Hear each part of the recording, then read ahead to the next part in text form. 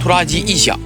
最近有很多老铁啊跟胖子说，我这个拖拉机啊在地里边干活啊，或者说这使输出的时候没有什么动静，但是给道上跑，哇哇跑，有动静。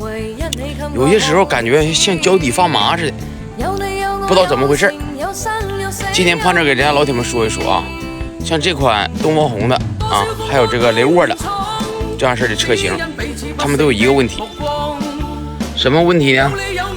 前桥啊和这个后桥中间这块有个连接，也就是所说的吊架，传动轴吊架。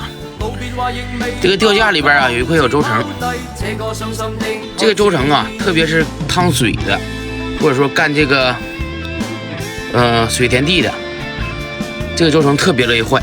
之前跟人家老铁们也说过，这个轴承一旦坏了呀，速比达到一定程度之后，就会导致这个车异响，然后楼里边嗡嗡嗡的。所以说老铁们啊，当出现嗡嗡响的时候，你一定要检查你这个车有没有吊架。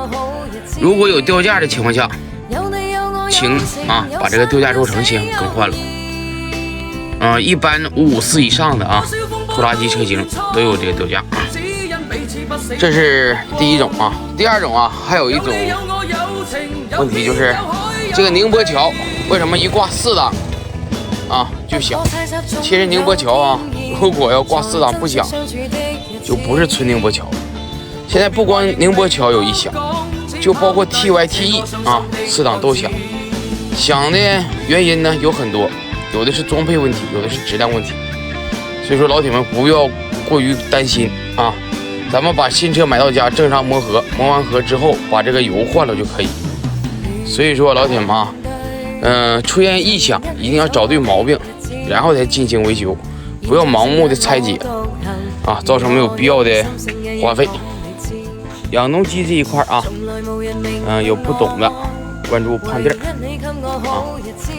那个咱们一起学习，一起讲解。